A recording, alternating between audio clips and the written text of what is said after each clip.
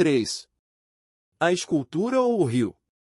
Contar o número de células do corpo humano é uma tarefa tão difícil como contar o número de pessoas existentes no mundo, mas a estimativa aceita é de 50 trilhões, cerca de 10.000 vezes a atual população da Terra.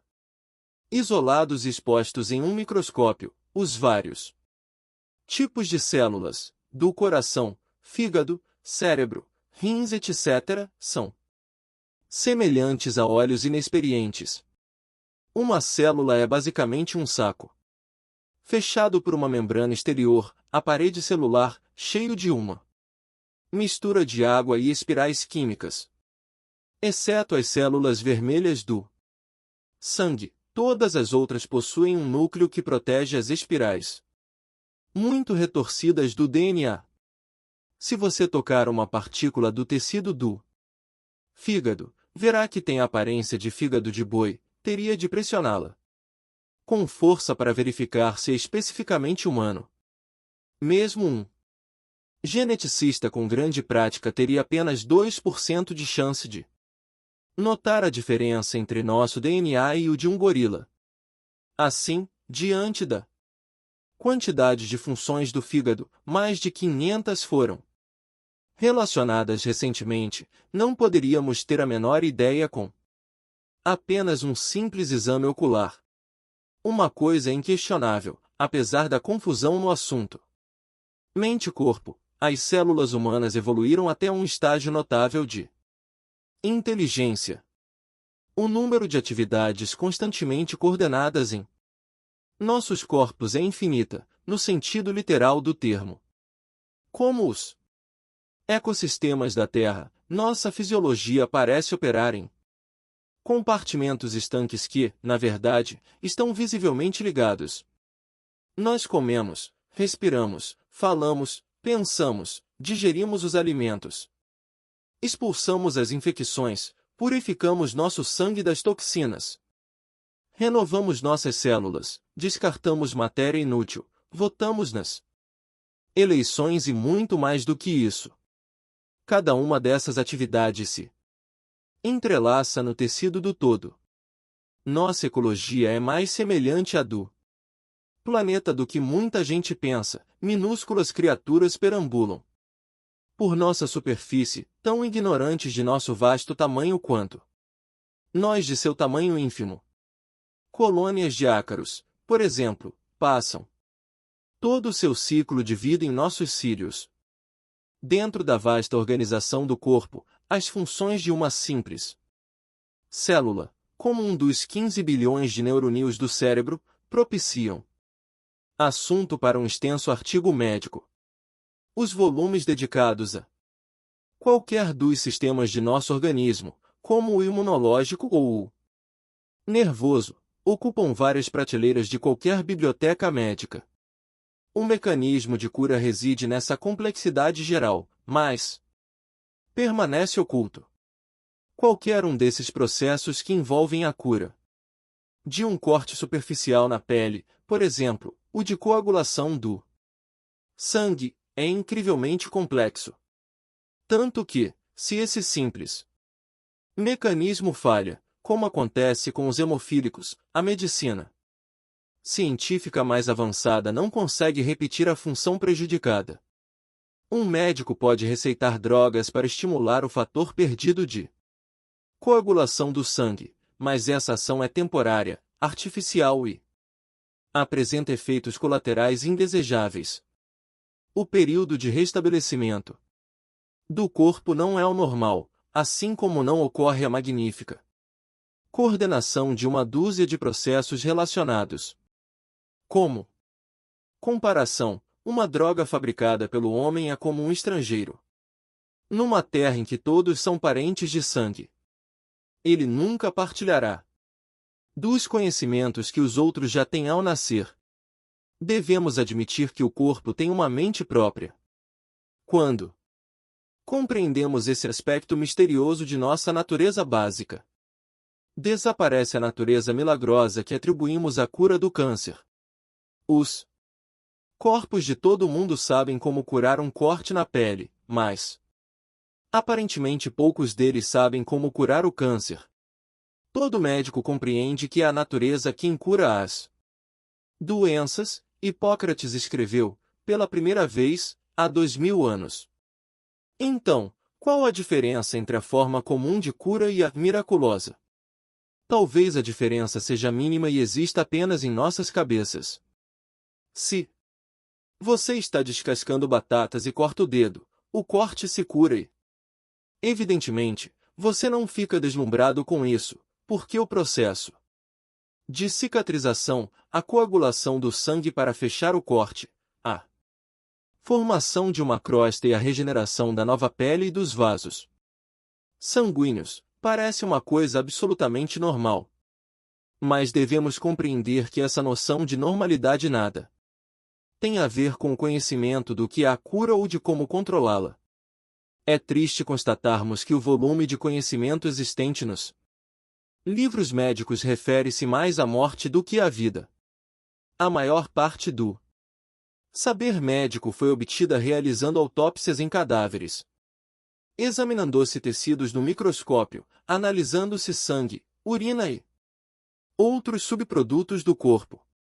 É verdade que os pacientes são examinados enquanto estão vivos, com testes de partes isoladas do corpo. Mas o conhecimento adquirido dessa forma é rudimentar-se comparado ao volume de dados ultrassofisticados dedicados à morte. O poeta Wordsworth escreveu esta frase memorável e sucinta: nós matamos para dissecar. Nenhuma declaração a respeito das limitações da pesquisa médica pode ser mais verdadeira. A primeira coisa morta no laboratório é a delicada trama da inteligência que mantém o corpo coeso. Quando uma célula de sangue chega à borda de um corte e começa a formar um coágulo, não viajou até ali ao acaso. Sabe realmente aonde quer ir e o que fazer quando chegar, com a mesma certeza de um especialista, com mais até, de fato, já que age de forma completamente espontânea e não procura adivinhar. Mesmo que se reparta o conhecimento dessa célula em partículas cada vez menores, à procura do segredo de algum hormônio determinado ou de uma enzima que sirva de mensageiro, não encontraremos um fio de proteína com um rótulo de inteligência, mas não há dúvida de que ela está atuando. Parte dessa inteligência dedica-se à cura e aparentemente a uma energia muito poderosa. Existem misteriosos sobreviventes a todas as doenças fatais e não só ao câncer. Apesar de não se conhecer nenhum caso de cura espontânea de AIDS, sabemos que algumas pessoas conseguem sobreviver por muito tempo, umas vivem mais de 5 anos, porque, de algum modo, seus sistemas imunológicos conseguiram se defender de uma doença que em condições normais seria totalmente devastadora. Os pesquisadores tendem a considerá-las dotadas de uma fisiologia extraordinária, caprichos bioquímicos da natureza. Partindo de amostras de sangue e isolando qualquer componente pouco comum que consigam detectar nas células imunizadoras dessas pessoas, os biologistas moleculares esperam descobrir o ingrediente desconhecido que as protege. Se esse alvo for alcançado, uma tarefa extremamente tediosa e difícil, dada a complexidade do sistema imunológico, só então, depois de anos de testes de milhões de dólares, poderá surgir uma nova droga que beneficia a humanidade. Assim, o que todos precisam é da capacidade de fabricar essa droga maravilhosa no próprio organismo, como aconteceu com a primeira pessoa que a produziu. E tal capacidade não pode ser sintetizada. Comprar a droga não é tão bom quanto fabricá-la? Não, por muito tempo ainda. O que chamamos ingrediente ativo de uma droga feita pelo homem tem muito pouco know-how, comparado à substância química original produzida pelo organismo. Talvez fosse mais correto chamar essa droga de ingrediente inerte. A razão disso está no nível de nossas células. A membrana externa, ou parede celular, de cada uma delas está equipada com numerosos pontos receptores.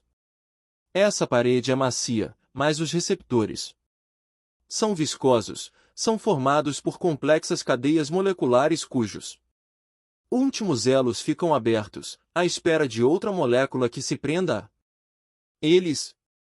Para uma droga atuar, morfina, Valium, digitáricos ou qualquer outra, é necessário que seja a chave que corresponde exatamente a um receptor escolhido na parede celular, e a nenhum outro. Hormônios, enzimas e outras substâncias químicas produzidas por nossos corpos têm admirável conhecimento de quais receptores combinam. As próprias células parecem realmente capazes de encontrar um ponto entre vários. É fantástico seguir seus sinais em um microscópio eletrônico, enquanto traçam linhas retas até os pontos em que são necessárias. O corpo também é capaz de produzir ao mesmo tempo centenas de diferentes substâncias químicas, orquestrando-as em relação ao conjunto. Se você ouvir uma forte explosão vinda da rua e se sobressaltar em sua poltrona, numa reação instantânea, esse mesmo efeito ocorre diante de um complexo evento interno. O gatilho para esse evento é o jorro de adrenalina liberado pelas glândulas suprarrenais. Levada pela corrente sanguínea, essa adrenalina comunica as reações ao coração, que começa a bombear o sangue mais rapidamente, às veias, que se contraem e forçam a elevação da pressão arterial, ao fígado, que põe mais combustível na fórmula de glicose, ao pâncreas, que segrega tanta insulina que mais glicose é metabolizada, e ao estômago e intestinos, que param imediatamente de digerir os alimentos, para que a energia seja desviada a outro lugar. Toda essa atividade que se desenvolve num ritmo violento e com efeitos poderosos em todo o organismo é coordenada pelo cérebro, que usa a pituitária para distribuir os sinais hormonais acima descritos. Além disso, outras sinalizações químicas percorrem os neuroníons, fazendo com que a vista focalize melhor, os ouvidos fiquem mais aguçados, os músculos das costas se retesem e a cabeça se volte. Sinal de alerta. Para fazer com que todas essas reações se desencadeiem e cessem. Novamente, ao contrário da droga fabricada pelo homem, o organismo sabe como reverter cada processo desses com a mesma perfeição com que iniciou. Ocorre um mecanismo de ajuste, semelhante ao da chave na fechadura. Tudo parece ilusoriamente simples, mas quando se procura repetir esse evento com alguma droga, os resultados estão longe de ser tão precisos e a orquestração tão perfeita. Na realidade, são caóticos. A injeção de adrenalina, insulina ou glicose puras no corpo causa um choque violento. Essas substâncias químicas começam imediatamente a fluir por todos os pontos receptores sem a coordenação vinda do cérebro e, em vez de se comunicarem com o organismo, elas o assaltam com teimosa insistência. Embora a composição química da adrenalina seja idêntica à produzida pelo organismo, o ingrediente crítico da inteligência precisa estar presente. De outro modo, a ação da droga não passa de um arremedo da reação verdadeira. Vou relatar aqui um exemplo de complicações resultantes da aplicação de uma droga aparentemente simples. Pacientes com hipertensão geralmente são aconselhados a baixar sua pressão sanguínea pelo uso de diuréticos, drogas que retiram água das células e do organismo através da urina. É isso, exatamente, o que os rins fazem o tempo todo enquanto monitoram delicadamente a química do sangue, assegurando o equilíbrio exato da água, do material inútil e dos sais necessários, ou eletrólitos. Mas o diurético tem apenas um Objetivo e é obcecado por ele, percorre o corpo bradando água. Água, a todas as células que encontra. Como resultado, reduz-se a tensão do fluido nos vasos sanguíneos, na realidade o que o médico deseja, mas o nível de água em todo o organismo também é afetado. O cérebro pode, então, ser forçado a doar parte de seu líquido, o que em condições normais só faria em caso de extrema urgência, provocando tontura e náuseas no paciente. Nada mais sério acontece na maioria dos casos, porém, às vezes, certas funções cerebrais também se abalam, sobretudo em pacientes mais idosos. Se tomarem bebidas alcoólicas, mesmo com moderação, podem ficar tão confusos a ponto de esquecerem de ingerir água ou alimentos na quantidade necessária. Isso poderá provocar um estado de desnutrição aliado a uma desidratação grave. Segundo alguns endocrinologistas, a desidratação induzida por certos diuréticos na presença de álcool ou tranquilizante é a principal causa de morte entre americanos idosos. Todas essas consequências, leves ou graves, são comumente chamadas de efeitos colaterais indesejáveis dos diuréticos. Mas tal denominação é inadequada, pois se refere apenas aos efeitos que, bons ou maus, se reúnem no mesmo pacote. Basicamente, um diurético trabalha penetrando nos átomos de sódio, levando o corpo a descartar-se do excesso de sal, o que faz baixar o nível de líquido nos tecidos, já que a água se alia ao sal em nossos corpos, assim como ocorre na água do mar. O diurético nada pode ajudar se for retirado muito sal de um local onde a água ainda é necessária, já que a estrutura atômica do potássio é próxima à do sal. O diurético também pode forçá-lo a se exaurir, levando a fraqueza, fadiga e cãibras nas pernas. Efeitos menos nocivos são notados geralmente pela perda de vestígios de outros elementos como o zinco e o magnésio. Além dos sinais comuns de carência de potássio, podem surgir outras complicações. Os digitálicos, drogas comumente ministradas a pacientes que sofrem do coração para aliviar a angina, dor no peito, serão mais tóxicos se o organismo estiver com baixo teor de potássio. Ironicamente, suspeita-se hoje em dia que a deficiência de potássio seja o elo causal da alta pressão sanguínea, o que significa que o diurético possa ser o promotor da própria condição que ele pretende curar. A frustrante realidade, no que se refere aos pesquisadores médicos, é já sabermos que o corpo vivo é a melhor farmácia inventada até hoje. Ele produz diuréticos, analgésicos, tranquilizantes, soníferos, antibióticos e tudo mais que é fabricado pelas indústrias de drogas, mas sua produção é muito superior. A dosagem é sempre certa e ministrada no horário adequado, os efeitos colaterais são mínimos ou inexistentes. As indicações para o uso estão incluídas na própria droga, como parte de sua inteligência. Pensando em fatos tão conhecidos, cheguei a 3 conclusões. Primeira, essa inteligência está presente em qualquer parte de nosso corpo. Segunda, nossa inteligência interior supera de longe qualquer outra com que se procure substituí-la a partir do exterior. Terceira, essa inteligência é mais importante que a própria matéria de nosso corpo, já que sem ela a matéria ficaria dispersa, sem forma e caótica. A inteligência é que faz a diferença entre a casa projetada pelo arquiteto e uma pilha de tijolos. Por enquanto, manteremos a definição da palavra inteligência tão simples e prática quanto possível. Em vez de nos referirmos à inteligência de um gênio, que pode parecer exaltada e abstrata, eu a encararia simplesmente como know-how. O que quer que você pense.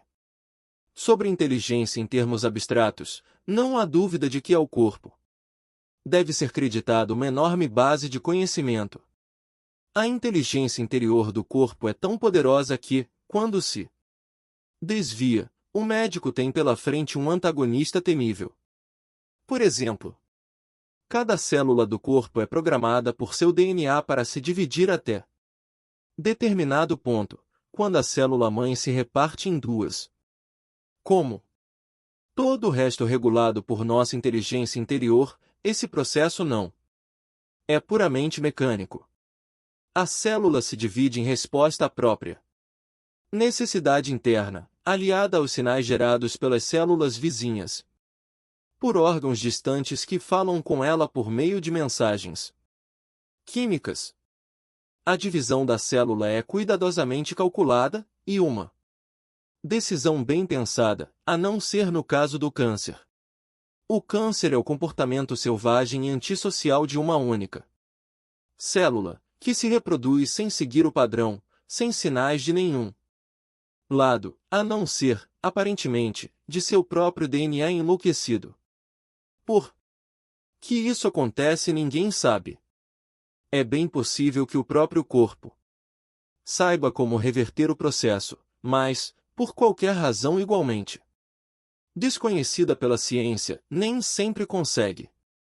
É apenas uma questão de tempo, desde o início do processo até que as células cancerosas consigam invadir um órgão vital, com células normais, e venham então a causar a morte.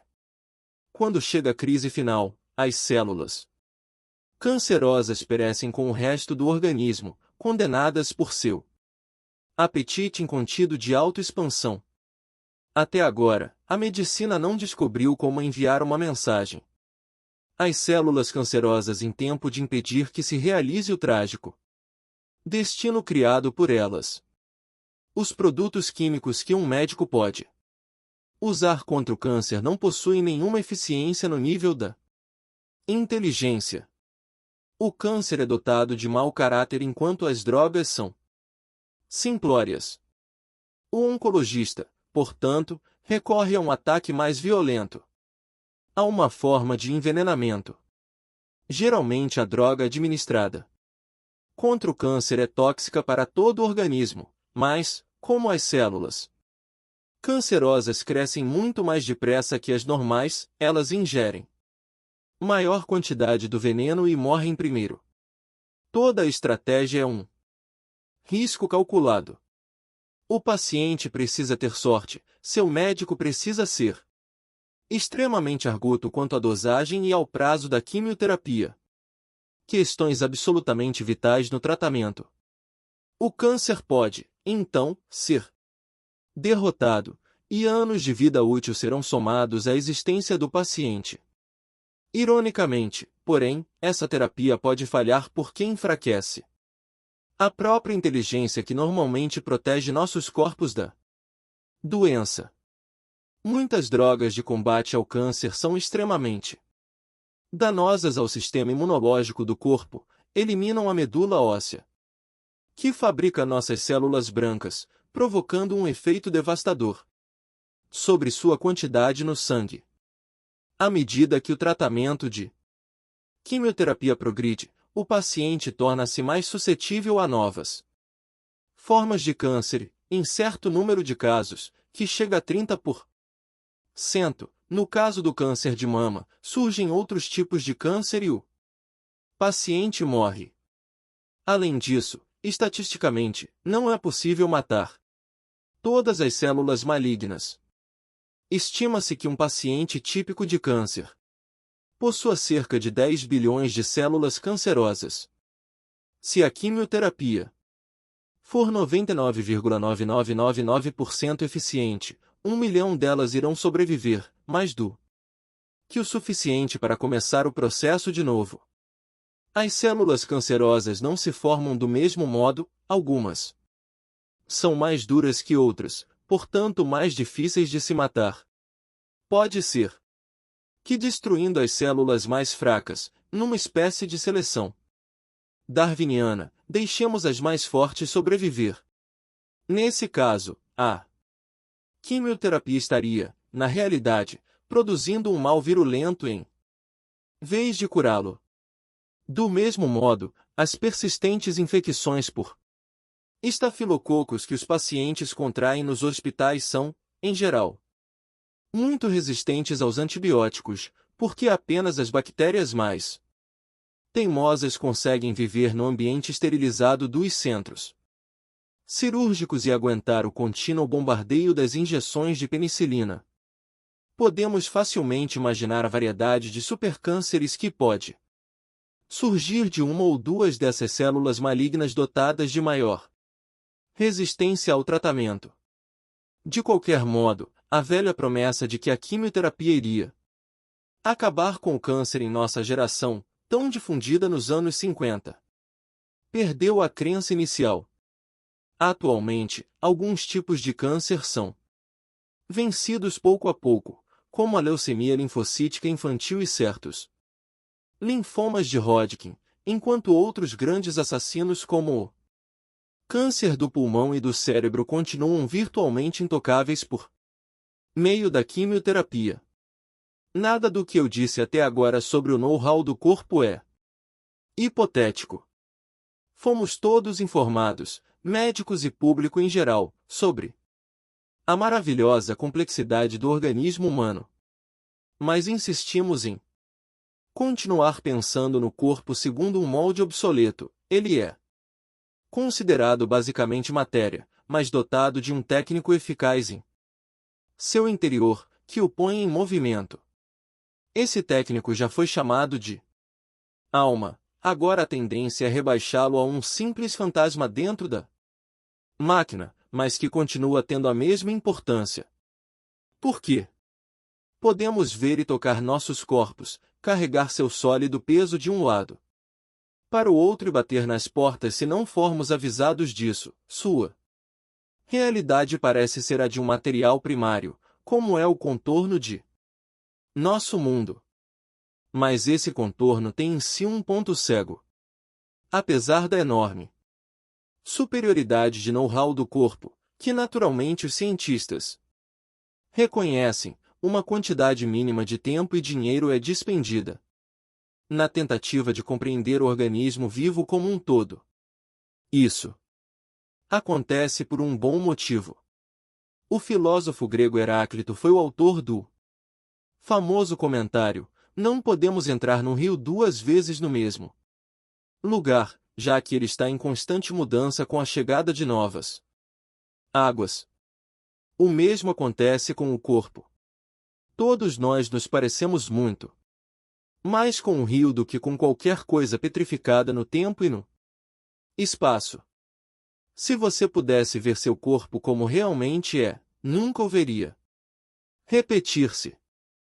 90% dos átomos de nosso corpo não estavam nele há 3 meses.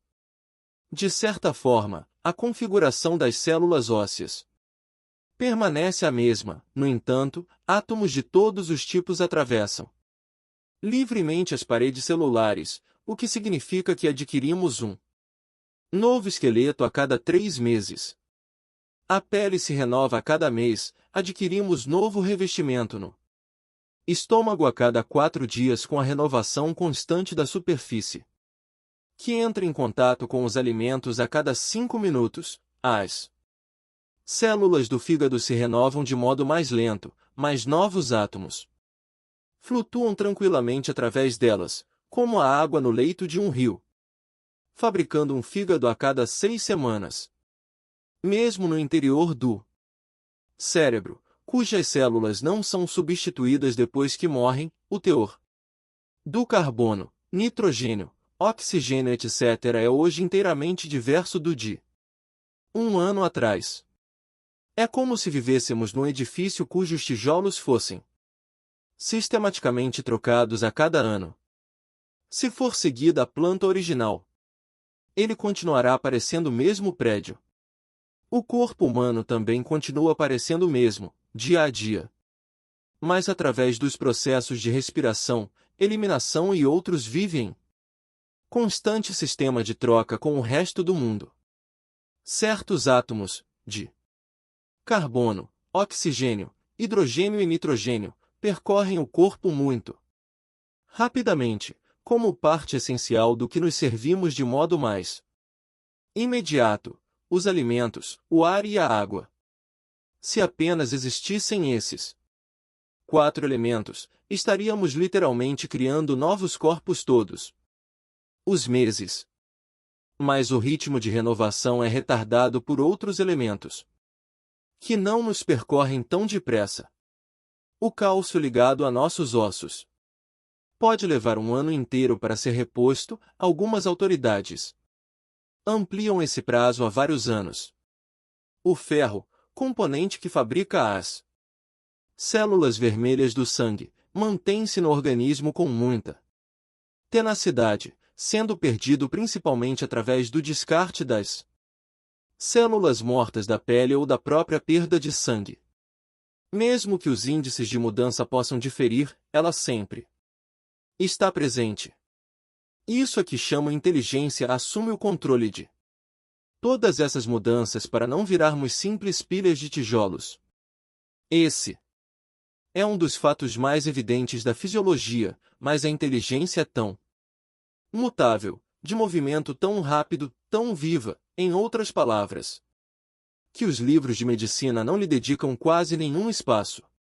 Para se ter uma ideia de como é limitado nosso conhecimento atual sobre o assunto, basta considerar a estrutura de um neurônio.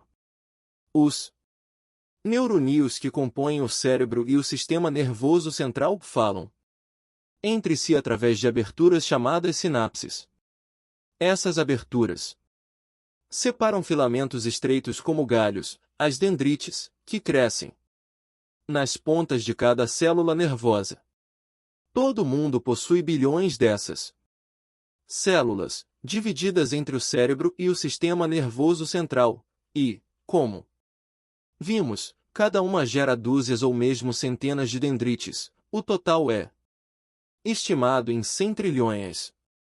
Isso significa que, a qualquer momento, as possíveis combinações de sinais saltando através das sinapses do cérebro excederão o número de átomos do universo conhecido. Os sinais também se intercomunicam à velocidade do raio. Nosso cérebro leva poucos milionésimos de segundo para ler esta frase, organizando um padrão exato de milhões de sinais que logo em seguida se dissolvem e jamais voltam a se repetir exatamente da mesma forma. Quando eu estava na faculdade, aprendemos um modelo simples de comunicação de carga elétrica entre neurônios. A carga de eletricidade forma-se de um lado da sinapse e, quando cresce o suficiente, salta como uma faísca através da abertura, dando sinal a outra célula nervosa.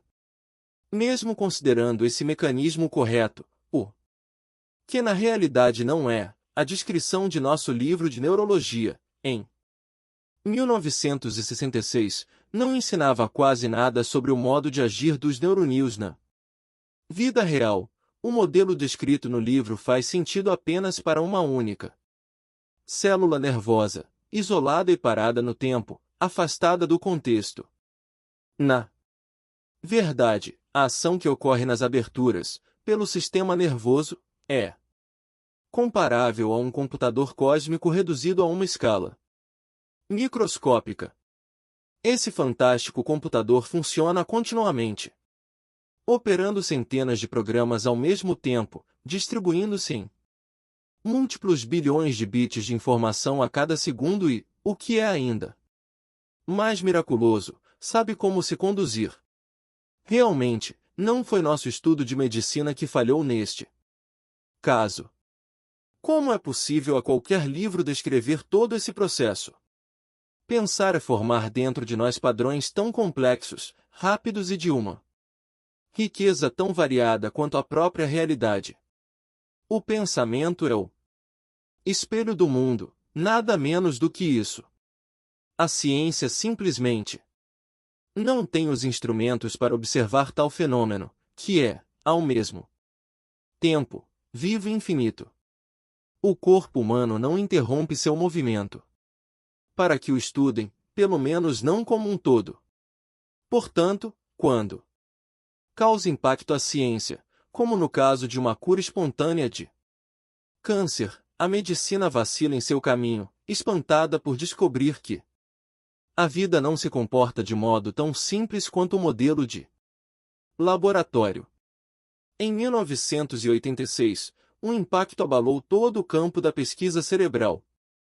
O neurocirurgião mexicano Dr. Inácio Madrazo implantou com sucesso células saudáveis no cérebro de um paciente que sofria de mal de Parkinson. Não só se realizou o transplante, que antes era considerado impossível, como o paciente demonstrou impressionante melhora, recuperando 85% de suas funções normais. Antes da cirurgia, esse paciente, um fazendeiro mexicano de 30 e tantos anos, tornará-se quase incapaz por causa da doença. O mal de Parkinson atinge cerca de 1% das pessoas com mais de 50 anos. Começa com tremores nos músculos, rigidez dos membros ou uma tendência a mover-se muito lentamente. A causa imediata desses sintomas é a deficiência de dopamina, a mesma substância química cerebral que causa a esquizofrenia, quando produzida em excesso. Por razões ainda desconhecidas, as células nervosas que produzem dopamina, localizadas em uma parte da base do cérebro chamada substância nigra, começam a morrer, gerando a deficiência. Sem dopamina suficiente, a capacidade do cérebro em regular os movimentos dos músculos diminui e finalmente desaparece. Qualquer dos sintomas do mal de Parkinson, ou todos eles, agrava-se com o tempo até o paciente ficar totalmente incapaz. O dramaturgo Eugênio O'Neill contraiu o mal de Parkinson depois dos 50 anos. Ele sentia cada vez mais dificuldade em escrever, porque o tremor das mãos aumentava. Havia planejado um ciclo de 4 peças que seria sua obra-prima, mas a doença destruiu tudo. Um simples olhar aos manuscritos revela que O'Neill mal conseguia desenhar garranchos e riscos, patéticas letras ilegíveis. Com heróica resistência ele transferiu suas palavras ao papel, mas até hoje ninguém foi capaz de decifrar o que elas querem dizer. No México, o paciente de Madrazo, embora bem mais jovem que a média dos doentes de Parkinson, estava preso ao leito porque sofria tremores rítmicos e constantes que o impediam de andar sem ajuda. Depois da cirurgia ele voltou a andar, correr, alimentar-se, trabalhar no jardim. Como mostrou um filme a seu respeito, foi capaz de carregar novamente seus filhos no colo. A operação do Dr. Madrazo abriu novos horizontes a outros doentes de Parkinson, que apenas nos Estados Unidos ultrapassam 1 milhão de casos. Em fins de 1987, realizaram-se no mundo 200 operações semelhantes. Madrazo executou mais 20 intervenções com sucesso considerável. As tentativas anteriores a essa cirurgia tinham falhado, assim como iriam falhar as outras, posteriores. Madrazo acredita que seu sucesso se deve à escolha da exata localização dos implantes. Mas só agora começam a ser consideradas as consequências. A longo prazo, subitamente, quase sem aviso, os neuropesquisadores viram-se diante de algo até então só possível em ficção científica, um transplante cerebral. O que torna um enxerto de tecido cerebral tão surpreendente é que a medicina sempre acreditou que o cérebro não fosse capaz de se curar. Por esse motivo, quase todos os danos cerebrais causados por doenças ou acidentes eram considerados irreversíveis. Somente em 1969 um pesquisador em Cambridge, Godfrey Heiserman, provou através de um microscópio eletrônico que as células nervosas danificadas podem induzir novo crescimento. Recentemente, Madrazo demonstrou que o cérebro não só é capaz de se curar como aceita tecidos de outros órgãos. No caso da doença de Parkinson, ele usou células da glândula suprarrenal, que também produz dopamina. A cirurgia também pode ser realizada usando-se o tecido cerebral de outra pessoa ou até de um feto de porco. Atualmente os neurocientistas estudam a hipótese de que o cérebro seja dotado de um complexo sistema químico de restauração, quase totalmente desconhecido até poucos anos atrás. Um grupo de pesquisa sueco demonstrou que a perda de memória em ratos pode ser revertida injetando-se neles uma das mais importantes substâncias químicas de reparo no cérebro, a proteína-chave chamada NGF, ou fator de crescimento nervoso. Por analogia, os danos cerebrais associados ao mal de Alzheimer, que também envolve perda de memória, podem ser tratados da mesma forma. Além disso, a experiência sueca indica um avanço sobre o enxerto de tecidos cerebrais porque não usou tecidos vivos nem cirurgia. Um após outro, os princípios básicos da fisiologia do cérebro vêm sendo reconsiderados e drasticamente modificados. Os avanços continuam a ser revolucionários. Outra equipe sueca mostrou-nos que as células nervosas podem ser implantadas na retina, cuja superfície é apenas uma extensão e alargamento do nervo óptico. Depois do implante, as células começam a desenvolver novos ramos, confirmando a tese de que a regeneração do cérebro é possível e normal. Novamente, essa pesquisa envolveu animais de laboratório em vez de seres humanos, mas a aplicação no tratamento de cegos é evidente. Do mesmo modo, outros enxertos podem beneficiar vítimas de traumatismo craniano, derrame e outros males cerebrais. Quero enfatizar que nenhum desses avanços seria possível sem a mudança de conceito por parte da ciência. É estranho pensar que os mesmos médicos que, em 1989, falam confiantemente da cura do cérebro demonstravam essa mesma confiança ao declará-la impossível em 1985. Na verdade, as bases do enxerto cerebral são bem antigas. Datam de 1912, quando Elizabeth Dunn, a pesquisadora do Instituto Rockefeller, implantou células nervosas no cérebro de um rato e foi bem-sucedida. Sua pesquisa foi recebida com total indiferença.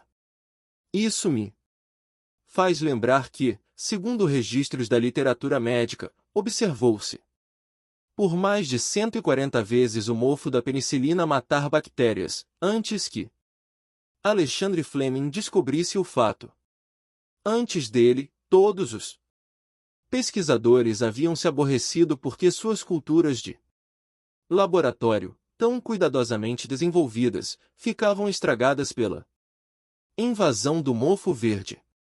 O próprio Fleming jogou fora suas culturas infestadas de bactérias, e só mais tarde compreendeu que havia descoberto a fabricação de uma droga maravilhosa. Outro pioneiro no campo do enxerto de cérebro, Don M. Geiss, agora na Universidade de Rochester, foi desencorajado no início da carreira por um catedrático que lhe disse: Dr. Geiss, o senhor é um jovem com uma brilhante carreira pela frente. Não perca seu tempo com essa ideia boba que não pode ser verdadeira. A simples noção de que um transplante foi realizado desperta grande ceticismo. Críticos do processo de Madrazo ressaltaram que o prazo de convalescença de seus pacientes, iniciado poucas semanas após o implante das células cerebrais, era muito rápido para dar tempo a um novo tecido de pegar. Pode ser que o cérebro sare totalmente por si mesmo, segregando, em resposta ao corte cirúrgico, substâncias químicas que não são produzidas pelas novas células, assim como uma ostra, espelho e madreperola em resposta a um grão de areia em sua concha. Talvez essas descobertas não nos informem tanto sobre o modo de se conduzir um transplante, mas sirvam de estímulo à busca de novas capacidades do cérebro como órgão vivo e dinâmico. Por mais que venha sendo glorificado pela medicina moderna, ele é a parte mais petrificada do petrificado modelo escultural do corpo, já que nem era capaz de se recuperar. Diante disso, esta é uma afirmação suspeita.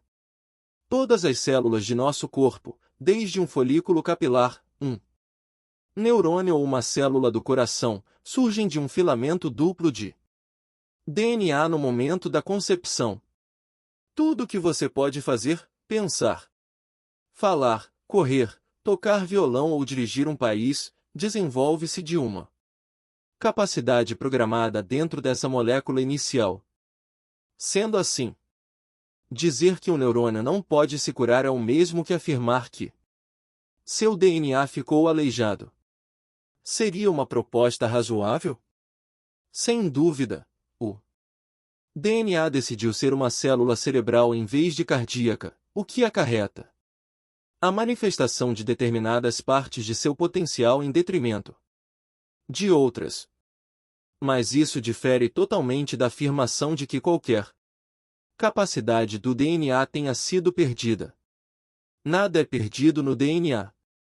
Cada célula do corpo contém, o tempo todo, todas as infinitas possibilidades do DNA, desde o momento da concepção até a morte. A prova disso está no procedimento a que chamamos clone. Teoricamente, alguém pode pegar uma célula do interior da maçã do rosto e, mediante certas condições, produzir uma cópia idêntica a você, ou 1 milhão delas. O genial na natureza é que ela não fabricou 1 milhão de clones iguais. Na verdade, apenas os organismos mais primários consistem em células idênticas, e a maior parte deles é feita de uma só célula, como a ameba. Ainda assim, nesse sentido, a diferença entre a ameba e o ser humano se desfaz no nível do DNA. Tudo que a ameba é está contido em seu pequeno pacote de DNA, e tudo que você é está contido no seu. Portanto, não deve ser tão surpreendente que um neurônio realmente se decida, em circunstâncias que não compreendemos muito bem, desobedecer à própria norma de não se recuperar e, de repente, comece a fazer exatamente isso. A verdade, neste assunto, é que o cérebro é complexo demais para se transformar em modelo, e a ciência, por definição, trabalha com modelos. Eles são úteis, mas todos, sem exceção, possuem pontos cegos em seu interior. Para observar um cérebro em funcionamento, ou qualquer função do corpo, sem a presença de um modelo, teríamos de vê-los como algo abstrato e aparentemente contraditório, preservando o aspecto imutável em meio à mudança dinâmica. No aspecto imutável, o corpo é sólido, estável, como uma escultura congelada. No mutável, ele é móvel e fluente como um rio. Segundo o ponto de vista científico herdado de Newton, tem sido mentalmente impossível unir esses dois aspectos ao mesmo tempo. Lembro-me de um físico ter comentado que Newton comparava a natureza a um jogo de bilhar. Com isso, ele queria dizer que os físicos clássicos estudam coleções de objetos sólidos, as bolas de bilhar, movendo-se em linhas retas, impulsionados por leis fixas de movimento. O jogo consiste em predizer em cada caso a direção, a velocidade, a força cinética, etc., como um cavalheiro inglês, à tarde, em seu jogo de sinuca. Mas para fazer esses cálculos você precisa parar o jogo e desenhar-lhe um modelo, completando-o com fórmulas para os ângulos e trajetórias apropriados, e assim por diante. A ciência aceitou, em princípio, um sistema petrificado para mapear tudo o que acontece no mundo material. Foi, portanto, natural, que a ideia da escultura precedesse a ideia do rio. Mas o rio não parou de correr para satisfazer a ciência. A beleza do corpo humano está em se renovar a cada momento.